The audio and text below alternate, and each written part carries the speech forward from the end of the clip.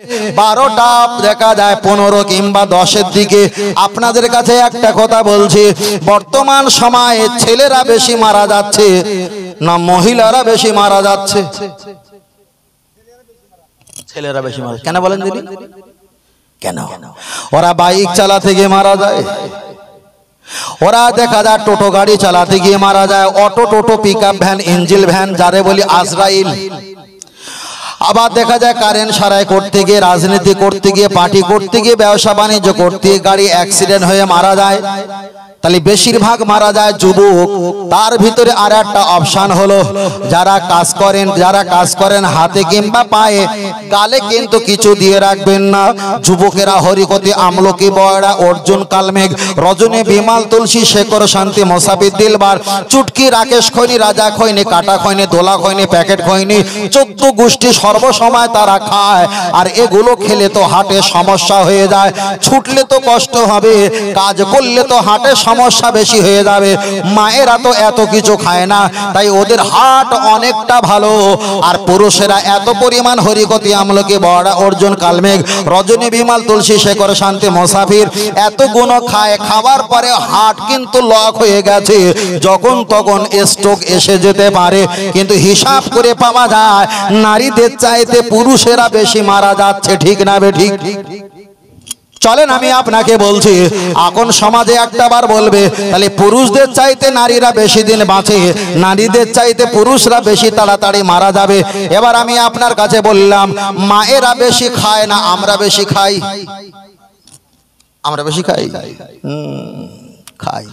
তুমি কত খাও, তোমার পাশে একটা তোমার নিজের মেয়ে 4 বছরের বাচ্চা আমি বসিয়ে দেবো, তুমি খাবে না মেরে খাওয়াবে? কথা বলে না। তখন বলছে আরো বেশি খায়, আর উনি তো মেয়ে না, মেয়ে তো। হ্যাঁ বাবা, বাপের কলিজা হলো মেয়ে, তাই তো? বাপের কলিজা হলো মেয়ে, যাদের মেয়ে আছে তারা জানে বাপের কলিজা হলো মেয়ে। চলেন, এখন স্ত্রী বাঁচে বেশি দিন, আমরা হিসাব করলাম স্বামীর তাড়াতাড়ি মারা যায়। চাষি বেঁচে আছে? চাষা চাষি বেঁচে আছে? কপাল ভালো, কপালে ফোন নাম্বারটা লিস ভাই, ফোন নাম্বারটা নিয়ে রাখিস, আল্লাহ হায়াতে রাখুক। বাবা, একটা পুরুষের চাইতে একটা নারী বেশি খায়, বেশি খায়। প্রথমে যখন দুনিয়াতে এসেছে, মায়েরা ভালো বলতে পারবে, 4.5 কেজি, 3.5 কেজি, 4 কেজি এরকম ওজন হয় না? হয় না? হয়তো। এখন এই 4.5 কেজি, 4 কেজি যদি ওজন হয়, এখন বাচ্চাটা আয় করতে পারে না, মাও অসুস্থ, মা আয় করতে পারে না, এখন খাওয়াবে কে? বাপ তো। বাপ আয় রোজগার করে এনে দেবে, বাচ্চাকে খাওয়াবে, বাচ্চা খাবে, বাচ্চার মাও খাবে। তাহলে ছোটবেলা 4.5 কেজি ওজন অবস্থায় ওই বাচ্চা মেয়েটা কার আয় খাচ্ছে? বাপের আয়। এখন হঠাৎ করে যদি বাপ মারা যায়, যদি বড় ভাই থাকে, এখন ভাইয়ের গলা জড়িয়ে ধরলে তুমি আমার বাপ, বাপের ভূমিকা পালন করো। এখন মেয়েটাও বাপের ভূমিকা পালন করবে, বড় ভাই, বড় ভাইয়ের কাঁধে বসে বসে ওই মেয়েটা খাবে। ঠিক না বেঠিক? বড় ভাই যদি মারা যায়, একটা যুবকের সঙ্গে, ছেলের সঙ্গে বিবাহ করবে, তার কাঁধে বসে বসে আনন্দ করে খাবে। যদি স্বামীটা মারা যায়, স্বামী মারা গেলে যদি বড় ছেলে থাকে, ছেলের কোলে গিয়ে খাবে। ঠিক না বেঠিক? ছেলে যদি মারা যায়, তাহলে নাতি যদি থাকে আরো গলা পা তুলে দিয়ে খাবে, আনাতলে এমন ফুক দেবো না একদম ধ্বংস হয়ে যাবে। নানি তখন ডায়লগ শুরু হয়ে যায়, নানি দাদির। তাহলে একটা মেয়ে প্রথম 4.5 কেজি ওজন ছিল, তখন বাপের আয় রোজগার খেয়েছে, বাপ মারা যাবার পর ভাইয়ের আয় রোজগার খেয়েছে, ভাই মারা যাবার পর স্বামীর আয় রোজগার খেয়েছে, স্বামীর আয় রোজগারের পর খাওয়ার পর বড় ছেলের আয় রোজগার খেয়েছে, বড় ছেলে মারা গেলে নাতির আয় রোজগার খেয়েছে। তাহলে একটা মেয়ে প্রথমে বাপের আয়, তারপরে ভাইয়ের আয়, তারপরে স্বামীর আয়, তারপরে ছেলের আয়, তারপরে নাতির আয়। একটা মেয়ে কজনার আয় খেয়েছে? 5 জনা। একটা পুরুষ কজনার আয় খায়? চাচা আর হবে না? আমার চাচাজি গো, তাহলে একটা মহিলা 5টা পুরুষের আয় রোজগার খায়। শুধু এখানেই খাওয়া শেষ নয়, মায়ের সম্পত্তি যদি থাকে আগে নেবে, মায়ের হাতে চুরি যদি থাকে গোসল করে দেওয়ার সময় আগে চুরি করে নেবে, নাকের যদি থাকে আগে চুরি করে নেবে। কেন? ওই দিন তো কেউ কারো চোর বদলাম দিতে পারে না। কেন? ওই দিনে সব কান্নার প্রতিযোগিতা, যে যেমন কাঁদবে প্রমাণ হবে তার 3 দিন পরে যে অমুক মেয়েটা বাপের বিরাট পছন্দ করতো, বিশাল ভালোবাসতো, কান্নার প্রতিযোগিতা। ইঞ্জিল ভ্যান দাঁড়ানোর আগে মেজে মেয়েটা লাভ মেরে গেছে, ও আব্বা তুই কি করে চলে গেলি, কেরামতি শুরু হয়ে গেল। কথা বুঝেন না? চলেন আমি ওদিকে যাচ্ছি না, বাস্তবিক সঙ্গে মিলিয়ে আপনাদের কাছে বলছিলাম। তাহলে বাপের আয় রোজগার খায়, তাহলে একটা মেয়ে যখন বাপের আয় রোজগার খায়, কোরআন বলে দিয়েছে ইউসিকুমুল্লাহু ফি আওলাদিকুম লিযাকারি মিসলু হাজ্জিল উনসাইন। কোরআন তার ব্যাখ্যা দিয়ে বলে দিয়েছে পুরুষদের একটু বেশি দেবে, মেয়েদের একটু কম দেবে। কেন? ওরা 5টা পুরুষের কাঁধে বসে বসে নিরাপত্তার সঙ্গে খেয়েছে। জোরে বলে, আর একটু জোরে হবে না? এইরকম হালকা সুবহানাল্লাহ, একটু জোরে হবে না সুবহানাল্লাহ? আর একটু জোরে হবে না? নারে তাকবীর, মাশাআল্লাহ মাশাআল্লাহ। বসেন। আমি এতক্ষণ ধরে আপনাদের কথা বলছিলাম, আমি নিজের ইচ্ছা কিছু বলিনি, আমার এইসব লেখা আছে, লিখে দিয়েছে। এবার বুঝতে পেরেছেন ভাই বিষয়টা, খেলাটা বুঝতে পেরেছেন ভাই? এতক্ষণ আমি নিজের ইচ্ছায় কিছু বলিনি, আমার নিজের ইচ্ছা বক্তব্য ছিল নবী সম্পর্কে, এ সম্পর্কে বলতাম। তার কারণ যখন দিয়েছে তখন এগুলো একটু ঔষধ হিসাবে রোগীকে না খেতে দিলে যদি আর বাড়াবাড়ি হয়ে যায়, তাই না? তাই অনেক আলেম ওলামা তারা হয়তো অন্য দিক দিয়ে বলেছে, আমি অন্য দিক দিয়ে বলেছি। প্রত্যেকের বলার ধরনটা একটা আলাদা, কিন্তু প্রত্যেকের মানজিল হলো একটাই। কথা ঠিক না বেঠিক? প্রত্যেকের মানজিল হলো একদিক। আল্লাহ আমাদের কবুল করেন, বলো না আমিন। আর একটু জোরে হবে না? আর একটু জোরে হবে না? বললো ইয়া রাসূলুল্লাহ ইয়া হাবিবাল্লাহ, জোরে জোরে ইয়া রাসূলুল্লাহ। বাইরে তুই মাইকটা দে ভাই, একটু চালা। বললো ইয়া রাসূলুল্লাহ, জোরে। গোলাপ নীলাম, গাধা নীলাম, নীলাম রজনী গন্ধা, মনের সৌখে মালা গেঁথেছি সকাল থেকে সন্ধ্যা। বলো সুবহানাল্লাহ।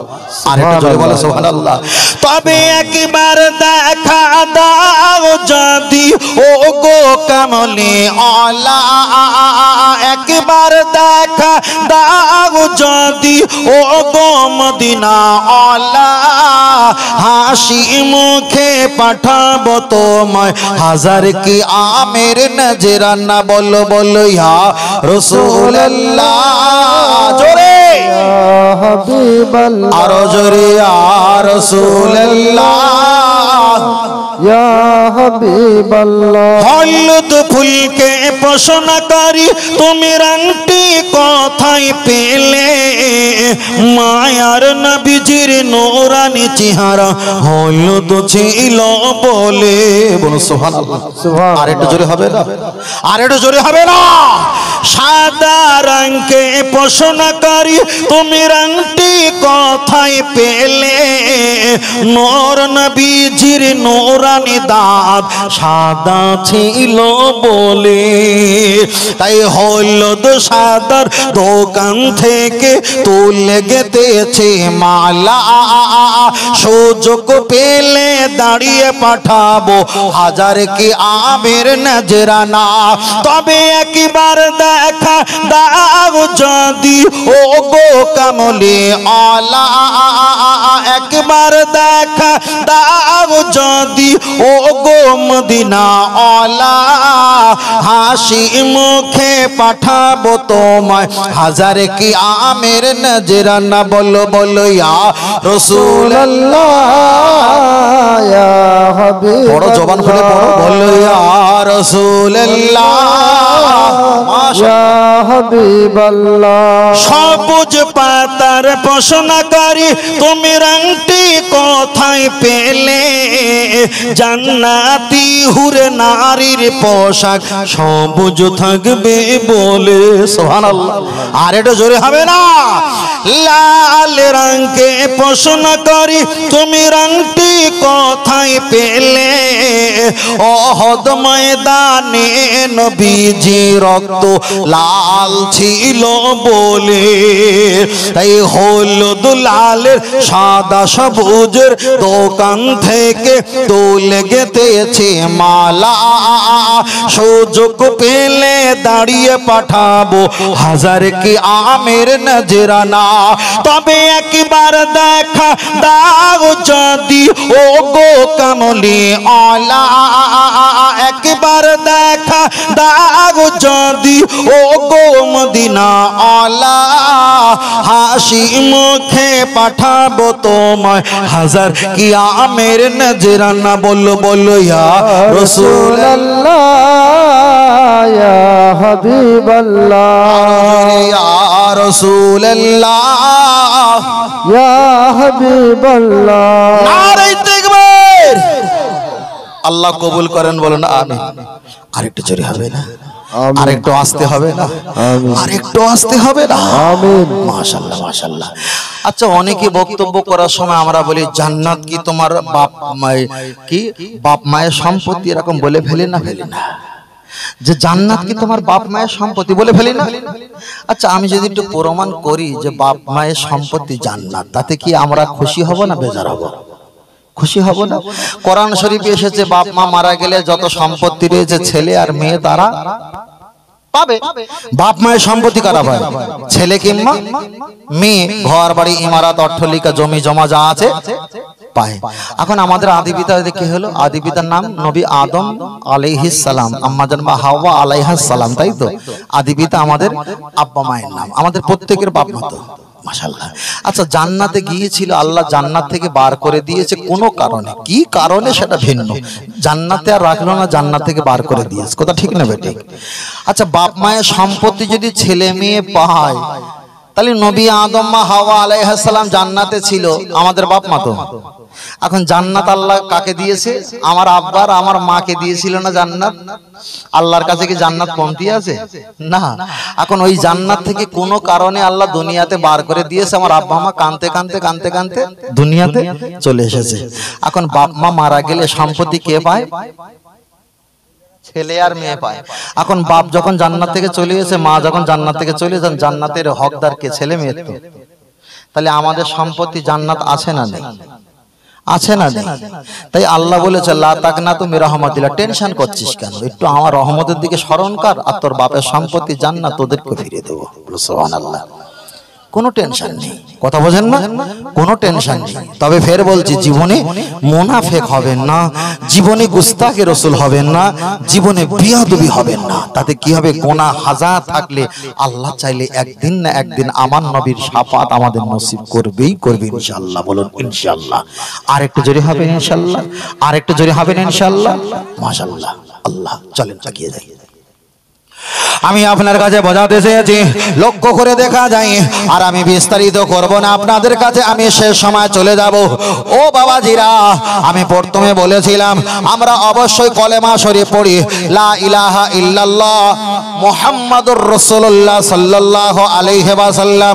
এই কলেমা তামাম পৃথিবী শুরু থেকে তার পূর্বে আমার আল্লাহ জান্নাতে সাজারা গাছে পাতায় পাতায় আমার আল্লাহ নবীর নাম লিখে দিয়েছেন। জোরে বলেন। জান্নাতের চৌকাঠে নবী আদম আলাইহিস সালাম, মা হাওয়া আলাইহাস সালাম, তারাও দেখেছিলেন জান্নাতের চৌকাঠে আমার আপনার নবীর নামের কলেমা আমার আল্লাহ লিপিবদ্ধ করে দিয়েছেন। আর একটু জোরে বলেন সুবহানাল্লাহ। যারা কামজাক দেখায় মদিনা শরীফে চলে গেছেন, হুজুর পাক সাল্লাল্লাহু আলাইহি ওয়াসাল্লামের রওজা মোবারক শরীফের কাছে, ওখানে যারা গেছে দেখতে পাবে জালি আছে। ওই জালিতে একদিকে লা ইলাহা ইল্লাল্লাহ, ওই লাইনে মুহাম্মাদুর রাসূলুল্লাহ সাল্লাল্লাহু আলাইহি ওয়াসাল্লাম লেখা আছে। ওখানে শুধু শেষ নয়, আল্লাহর নবী পাকের মাজার মুকাদ্দাস মোবারকের ভিতরে যে কাপড় মোবারকটা দেওয়া আছে, ওখানেও লা ইলাহা ইল্লাল্লাহ মুহাম্মাদুর রাসূলুল্লাহ সাল্লাল্লাহু আলাইহি ওয়াসাল্লাম কলেমা শরীফ লেখা আছে। শুধু ওখানে শেষ নয়, কাবা শরীফের গেলাম সেখানেও নবী পাকের নাম। ওখানে শেষ নয়, কাবা শরীফে যে কালো কাপড় দেওয়া হয়, ওতেও খোদাই করে নবী পাকের নাম কলেমা শরীফ লিপিবদ্ধ করা হয়। তার কারণ হলো আল্লাহ মানলে নবী মানা নয়, আর নবীকে মানলে আমার আল্লাহকে মানা হয়। আর একটু জোরে হবে না? আর একটু জোরে হবে না? ফের বলছি, জীবনে অনেক অনেক অনেক আবার নতুন করে একটা ফেতনা উঠেছিল না, যে নবীর নাম শুনে চুম্বন খাই না আমরা। হয়তো আমরা এখন খাইনি, এটা আমাদের বিয়াদবি, এটা আমাদের অলসতা, আল্লাহ মাফ করুক। কিন্তু চুম্বন খাওয়ার পক্ষে না বিপক্ষে? মুহাম্মদ সাল্লাল্লাহু আলাইহি ওয়াসাল্লাম যখন আমরা বলি আমরা চোখে আঙ্গুল দিয়ে চুম্বন খাই না খাই, এটা খাইনি, এটা আমাদের দুর্বলতা অলসতা, ঠিক না ঠিক? কিন্তু খাবার পক্ষে তা আমি এই বক্তব্য অনেক আগে করেছিলাম। কি একজন বক্তব্য দিতে বলেছে, নাম বলছি না, আমি সব মূর্খদের নাম বলিনি, সে বলছে আল্লাহ বড় না নবী বড়? তা শ্রোতারা চিল্লে বলছে কেন আল্লাহু আকবার, আল্লাহ সবচেয়ে বড় है, আল্লাহ সবচেয়ে জিয়াদা, আল্লাহ সবচেয়ে বড়। তা বলছে আল্লাহ বড়, তাহলে পৃথিবীতে যা আছে আল্লাহর পরে সবাই হলো ছোট, আল্লাহ সমকক্ষ কেউ নেই। বলে ঠিক। আচ্ছা আল্লাহ যদি বড় হয় তাহলে নবী ছোট? শ্রোতারা বলছে হ্যাঁ ঠিক বলেছেন হুজুর। তাহলে নবীর নাম তোমরা একবার শোনাছো, চুমু খেয়েছো কবার? তখন শ্রোতাগণ বলছে হুজুর আমরা 3 বার খেয়েছি। কবার খায়? 3 বার। তাহলে আল্লাহ যদি বড় হয় তাহলে আল্লাহর নাম শুনে কবার চুমু খেতে হবে? 3 তিরিকে 9 বার। কেন নবীর নাম একবার শুনে খেয়েছো 3 বার, তাহলে আল্লাহ তো বড়, তাহলে আল্লাহর নাম একবার শুনে 3 তিরিকে কথা বলে না, 9 বার খেতে হবে। শ্রোতা বলছে হ্যাঁ হুজুর একদম যুক্তিটা কি সুন্দর, তো যুক্তিটা খুব ভালো। আমি যখন পরে গেলাম লোবাপুর ওই ভগবতীপুর ওখানে হুগলিতে যখন গেলাম, ছেলেরা আমাকে বলেছে খুব ভালো জিনিস বলেছে, খুব ভালো জিনিস বলেছে। এখন শ্বশুর বাড়িতে গিয়েছে কোনো সময়, আপনারা শ্বশুর বাড়িতে গেছেন, নতুন বিয়ে হয়েছেন, শ্বশুর বাড়িতে গেছেন, গা থেকে বিয়ের একটা সুগন্ধ খুশবু জারি হচ্ছে, একদম যাওয়ার পরে ছোট্ট একটা শালাবাবু থাকে না, স্ত্রীর ছোট ভাই, ছোট হলে শালা বড় হলে সম্বন্ধী, এরকম একটা বলে তো, ছোট হলে শালা আর বড় হলে সম্বন্ধী। তাকে বুকে করে নিয়ে একটা চুম্বন দিয়েছেন আর 500 টাকা দিয়েছেন, পর্দার আড়াল দিয়ে শাশুড়ি মা দেখতে পেয়েছেন, খুশি হবে না রেগে যাবে? খুশি হবে। তাহলে নবী ওর কাছে কি বলেছে, যুক্তি কি বলেছিল? নবী ছোট, একবার নাম শুনলে 3 বার চুমু খাও, আল্লাহ বড়, তাহলে একবার নাম শুনলে 3 তিরিকে 9 বার চুমু খেতে হবে। এখন শালা বড় না শাশুড়ি বড়? কথা বলে না, শালা বড় না শাশুড়ি বড়? চাচা গোল খেয়ে গেলি হবে না, শাশুড়ি বড়, তাই তো? শালা ছোট। এখন শালার একটা চুমু খেয়েছে, 500 টাকা দিয়েছে, এবার কার পালা? আচ্ছা শাশুড়ির যদি কে খায়েশ নফসে চুমু খায় তার বউ থাকে বলে মনে হয়? কথা বুঝেন না? তাহলে সব জায়গায় চুম্বন দেওয়া কি জায়েজ? সব জায়গায় চুম্বন দেওয়া যাবে না। ওই জন্য রাসূল বলেছে আমাকে ইত্তেবা করলে ফাকাদ আতাল্লাহ, আমার আল্লাহর ইত্তেবা করা হয়।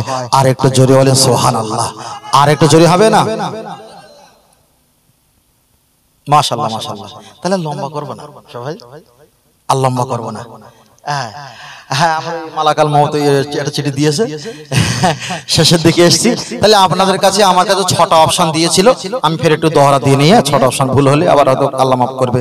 পরে বলেছে পরের ফসল মাল কেটে আনে খাওয়া যাবে কিনা করে বলে দিয়েছি। তারপরে এই সব জুয়া লটারি গুটকা সব এইটুকু বলেছি।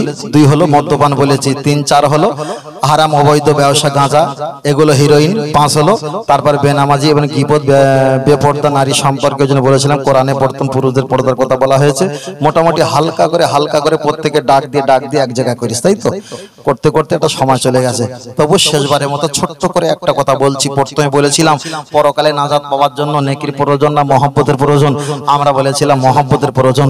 মহব্বত যদি থাকে নেকি অটোমেটিক আসবে, মহব্বত যদি থাকে রাসূলের শাফাআত পাবে। আরেকটু বলুন সুবহানাল্লাহ। আমার নবী যেখানে আমার আল্লাহ রহমত সেখানে। কবরে যারা চলে যাবে প্রথমে জিজ্ঞাসা করে, কেউ বলেছেন খামসা 5টা প্রশ্ন, কেউ বলেছেন রুবা 4টে প্রশ্ন, কেউ বলেছেন 3টে প্রশ্ন, তবে অধিকাংশ মত হলো 3টে প্রশ্ন, ঠিক না ভাই? ঠিক। কবরে প্রথম জিজ্ঞাসা করে মা রব্বুকা, তোমার রব কে? চাচা আমরা কি বলবো? আমার রব হলো আল্লাহ। আল্লাহকে আল্লাহ বলার পর ফেরেশতা চলে যাবে না থাকবে? চাচা ফেরেশতা চলে যাবে না থাকবে? চলে যাবে। চলে যদি যায় তাহলে 3টে প্রশ্ন কেন হবে? আর 2টো প্রশ্ন কে করবে? ফের কি আরেকটা ফেরেশতা আসবে? না, ও দাঁড়িয়ে থাকবে যে আল্লাহকে আল্লাহ বলেছিস, এতে যাব না, মাত চলবে। কেন? বলে ইবলিসও আল্লাহকে আল্লাহ বলে ফেলেছ। তোরে যদি মার বন্ধ করি তাহলে ইবলিসেরও মার বন্ধ করতে হবে। কথা ঠিক না বেটি? তারপরে জিজ্ঞাসা করবে ওমা দিনুকা, তোমার দিন কি? আপনি বলবেন ইন্না দিনা ইনদাল্লাহিল ইসলাম, আল্লাহর মনোনীত ধর্ম হলো ইসলাম ধর্ম। আচ্ছা এটা বলার পর কি ফেরেশতা চলে যাবে? আল্লাহকে আল্লাহ বলেছো, দিনকে দিন বলেছো, ফেরেশতা থাকবে না চলে যাবে? থাকবে। তার মানে আল্লাহকে মানো। যারা বলেছে লা ইলাহা ইল্লাল্লাহ মুহাম্মাদুর রাসূলুল্লাহ, কোনো হাদিসে সহিহ হাদিসে পাওয়া যায় না, ওরাও আল্লাহকে আল্লাহ বলে মেনেছে, ঠিক না বেটি? তোমাকে যদি জান্নাত দেই ওকেও জান্নাত দেওয়া হবে। তারপরে লাস্টে হচ্ছে ফাইনাল পরীক্ষা শেষে হয় না প্রথমে হয়? শেষে হয় আমার নবীকে, তোমার নবীকে যদি চিনতে পারো আমার নবী কবরের ভিতরে আসবে, হাজা মুহাম্মদুর রাসূলুল্লাহ, উনি তো আমার মুহাম্মদ সাল্লাল্লাহু আলাইহি ওয়াসাল্লাম পিয়ারা নবী। তাহলে নবীকে চিনতে পারলে আল্লাহর সওয়ালের জবাব রাইট চিহ্ন, দিনের সওয়ালের রাইট চিহ্ন হয়ে যাবে আমার নবী চেনার কারণে। ফের বলছি, নবী যেখানে আমার আল্লাহর রহমত আর দয়া সেখানে। আরেকটু জোরে বলেন, আরেকটু জোরে হবে না? ছোট্ট করে একদম হাফ সেকেন্ডে বলে নিচ্ছি, কিয়ামত সোমবারে হবে বলতে পারছি না, কিয়ামত শুক্রবারে হবে কি বলতে পারছি না, কিয়ামত 10 তারিখে হবে কি বলতে পারছি না, কিয়ামত মুহররম মাসে হবে কি বলতে পারছি না। তবে কিয়ামত একটা সময় আসবে, সকালে কিয়ামত হবে না, সকালে 2 রাকাত ফরজ নামাজ পড়ার আগে 2 রাকাত নবীর নামে সুন্নাত আছে, ওখানে কিয়ামত দিলে আমার নবীকে কষ্ট করে দেওয়া হবে, আমার নবীকে অপমান করা হবে। জোহরে কিয়ামত দেবে না, জোহরে 4 রাকাত ফরজ নামাজ পড়ার আগে 4 রাকাত নবীর দিকে তাকিয়ে সুন্নাত আছে, ওখানে কিয়ামত দিলে আমার নবীকে বেইজ্জতি করা হবে। আসরে কিয়ামত দেবে না, আসরে 4 রাকাত ফরজ নামাজ পড়ার আগে সুন্নাতে গায়ের মুআক্কিদা 4 রাকাত সুন্নাত আছে, ওখানে কিয়ামত দিলে আমার নবীকে অপমান করা হবে, আল্লাহ ওখানে কিয়ামত দেবে না। এশা 4 রাকাত ফরজ নামাজ পড়ার আগে 4 রাকাত সুন্নাতে গায়ের মুআক্কিদা আছে, ওখানে কিয়ামত দেবে না, আমার নবীকে অপমান করা হবে। কেন? সুন্নাত আছে মানে নবী আছে, সুন্নাত আছে মানে নবী আছে। তাহলে সকাল বেঁচে গেল সুন্নাতের কারণে, জোহর বেঁচে গেছে সুন্নাতের কারণে, আসর বেঁচে গেছে সুন্নাতের কারণে, এশা বেঁচে গেছে সুন্নাতের কারণে। কোন ওয়াক্তে সুন্নাত নেই? আগে মাগরিবের। তাই তাফসীর কারকেরা ব্যাখ্যা করে বলেছেন কিয়ামত কবে হবে আল্লাহু আলাম, এ ব্যাপারে আল্লাহ ভালো জানে। তবে ফজরে হবে না, দুপুরে হবে না, বিকালে হবে না, রাত্রির বেলা হবে না, হবে কখন? আসরের পরে, মাগরিবের আগে। ইমাম সাহেব বলে দিয়েছে জাওয়াল ওয়াক্ত নামাজ পড়া যাবে না, ওই জায়গায় আমার নবীর নামে কোনো সুন্নাত নেই, ওখানে আল্লাহর রহমত দয়া মায়া নেই, ওখানেই আল্লাহ কিয়ামত দেবে। তাহলে আর একবার প্রমাণ করি, নবী যেখানে গজব নাই সেখানে, নবী যেখানে আল্লাহর রহমত সেখানে। জোরে বলে, আর একটু জোরে হবে না? অনেক কথা বলেছে মায়েরা, আমি যে কোনো ভাষা বলেছি স্পষ্ট পরিষ্কারের সঙ্গে বলেছি, প্রতিটা কথা ধরে ধরে বলার চেষ্টা করেছি। বুঝেছেন না বুঝেছেন ওটা আলাদা, অন্তত দরদাম জেনেছেন ব্যক্তিগত ব্যাপার। ফের বলছি, আমরা হানাফি আহলে সুন্নাত ওয়াল জামাত, হানাফি মাযহাব আহলে সুন্নাত ওয়াল জামাত সুন্নি আকীদা, এই মাসলাকের উপরে টিকে থাকবেন। এলাকায় হাতিয়াড়া, প্রেমবাজা, গাঁওবাড়ি, সুরেশ্বরিয়া, আজানগাছি, কাদিয়ানি, তারপরে ওই যে আহলে হাদিস, লামাযাবি, বিভিন্ন আহলে কোরআন, বিভিন্ন দলমত পৃথিবীতে আজকের হয়তো একটা এসছে, আগামী বছর 2টো আসবে, পরের বছরে 4টে আসবে। একদিন এসব অজাতগুলো এলাকা দখল করবে। সেই জন্য বলছি ইবাদত কম, আল্লাহ আমাদেরকে ক্ষমা করুক, কিন্তু ঈমান আমল বাঁচিয়ে রাখবেন। কথা বুঝতে পেরেছেন? সাবধান থাকবেন, যদি কোনো মুসিবত হয়, সমস্যা হয়, এলাকার হাফেজ, আলেম, ইমাম যারা মুহাক্কিক আলেম আছে তাদের দিকে খেয়াল রাখবেন, তাদের কাছ থেকে পরামর্শ করে নেবেন। এই পরামর্শ করলে কি হবে? সুন্দর করে আমরা বুঝতে পারবো বিষয়টুকু। আল্লাহ আমাদের সকলকে সম্মতি দান করুন। সকল বলি আল্লাহুম্মা আমিন। 80 সালাত ও সালাম পাঠ করা হবে। ইয়া নবী সালামুন আলাইকা, ইয়া রাসূল সালাম।